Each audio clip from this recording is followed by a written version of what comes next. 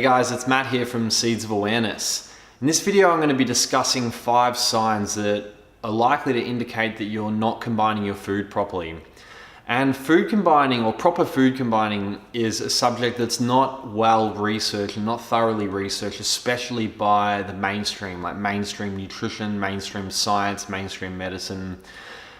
So in terms of my understanding of this subject, I'll put all the research and all the people who I've learned some great information from in the info section. However, a lot of my confirmation of this has come about from actually trying it and come about from having issues that I couldn't explain in my body, like problems with digesting, problems with nutrient absorption, and then coming across food combining and hearing it explained in a certain way, it actually made a hell of a lot of sense to me. And since applying it and since learning about it about 5-6 years ago, it's just become embedded in my way of life. I really notice now when I don't combine my foods properly, you become much more sensitive to it, but you also get a lot of benefits from doing it because you maximize your digestion and you maximize what you get out of your food. And so anything relevant I will put in the info section. However, I do suggest that you just try it out yourself. Give it a go. Try these principles for a few weeks and see how you go. And this video isn't actually going to be about the actual food combining rules.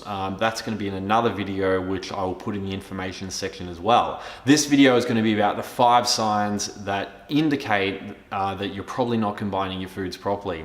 So I do want to start off, however, is talking about why it's important to combine foods, give you a bit of a rationale behind it. And this comes back to the fact that we're from nature, so we're governed by the laws of nature, and just like everything in nature that has its capacities and abilities but limitations, our digestive system also has its limitations and its capabilities. And you look at other animals, every animal is endowed with a different constitution, different abilities for what they can actually break down. And so, for examples, like you look at vegetation eaters, such as horses or cows, which can munch on grass all day, or giraffes and animals like elephants that can eat like really coarse, rough leafage from trees. A lot of these foods, a lot of these animals exist on mono diets, in that they only really eat the one food their entire life. And they can do this because they're eating foods that basically have every nutrient in them. They're superfoods. Like grass, for example, simple, humble old grass has every nutrient you could ever need. It's got all amino acids, all minerals, all everything. And that's why horses can basically survive off just a diet of grass. However, their stomachs have got very different makeups and constitutions to ours. They secrete different enzymes, they secrete different amounts of enzymes, different amounts of gastric juices, different potencies. They've got all different differences. It means that they can break down the fibers in those foods that we can't. And the same with carnivores. Humans can eat a certain amount of meat, however we certainly can't eat it in the same way as a carnivore can, in that they eat a live carcass and they'll eat huge quantities of meat without really chewing it. There's big lumps of meat down in their stomach, as well as the cartilage, as well as like bits of bone, ligaments, all the rough bits that if we tried to chew, we would just get exhausted. Our jaws would wear themselves out, and our stomachs can't handle them anyway. So I would say that the human digestive system, the human constitution, compared to most animals in nature, isn't really that vigorous. It's pretty delicate. However, we don't seem to think that, because we combine foods in the most like wide sort of varieties, more than any other animal in nature. In fact, nearly every animal just eats one food at a time. Like the horse only eats grass when it's eating grass. It doesn't eat anything else with it. The carnivore only eats animal meat. It doesn't eat anything else with it. The monkey eating figs from a tree will only eat those figs in that meal. It won't mix it with anything else. But humans, however, we mix so many things in one meal. And I'll explain in a second why that causes issues. And one big reason for this is I think the advent of supermarkets. Supermarkets have given us the ability to eat out of season and to eat things that aren't available in nature. So not only have we created supermarkets where we can ship things from all around the world and eat them at any time, but we've also, through our science laboratories, created all these different foods. We've created condiments, we've created all these different foods that don't come from nature.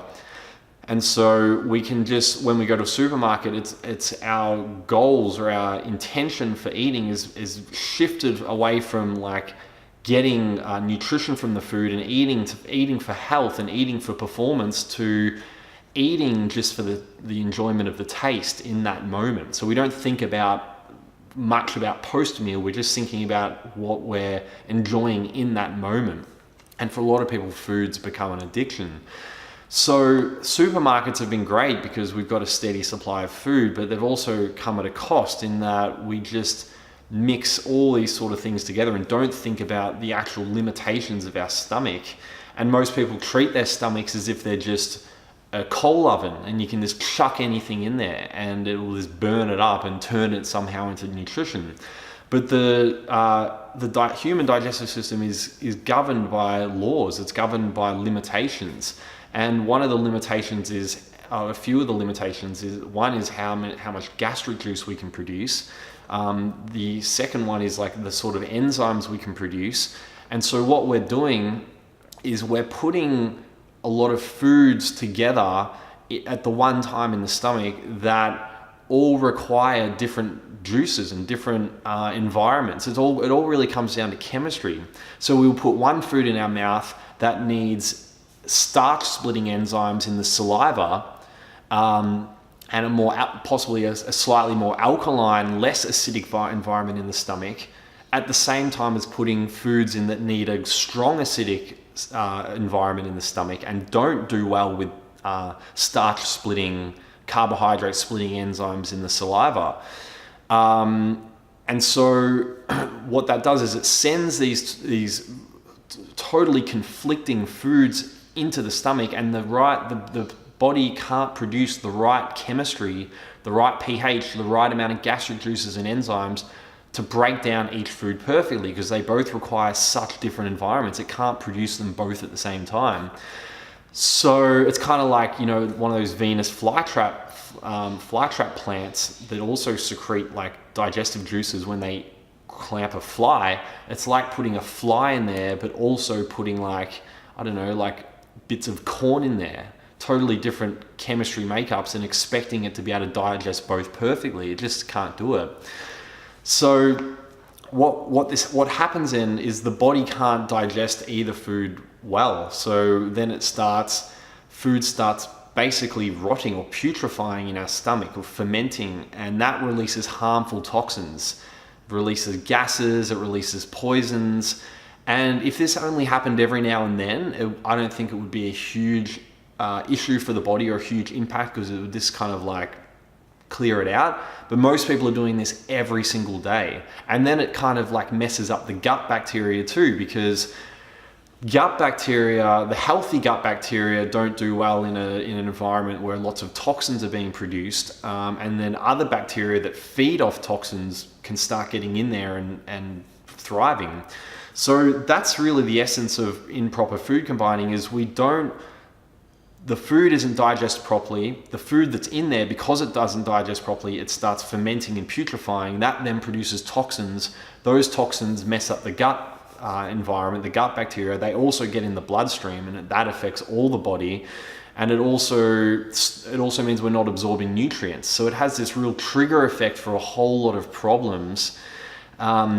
And then most people don't realize that the cause of this, so they keep eating the same way that they've always eaten. And most doctors won't tell them this, nutritionists won't tell them this, because, as I said, it's not studied in mainstream nutritional science, the laws of food combining. And so they then just keep doing what they're doing, and then they just take pharmaceutical drugs to mask the symptoms without ever actually fixing the underlying cause. And the digestive system is the engine room of the body. It's really where, if we want good health, it's kind of like the cornerstone of health. We need to get to the engine and actually start getting to the cause of a lot of these issues.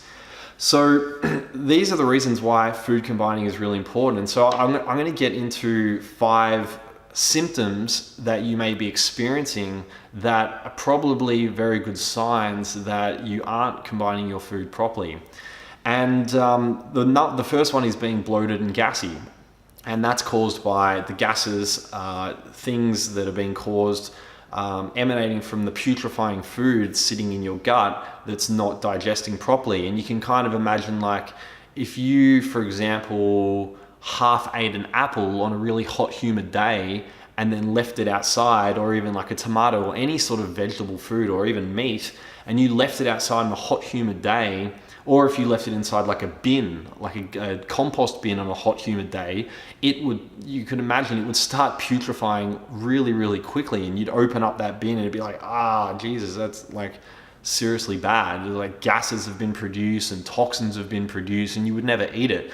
Well, our stomach is a hot, humid, and very acidic environment.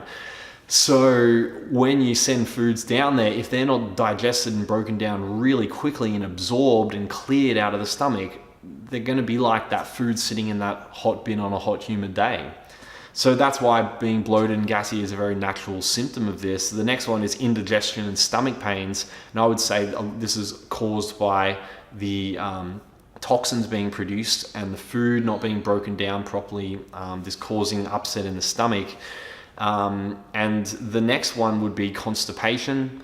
And I'm not a doctor. This, as I said, this is only coming from my anecdotal kind of like research. So I'm not claiming to be a doctor or anything like that.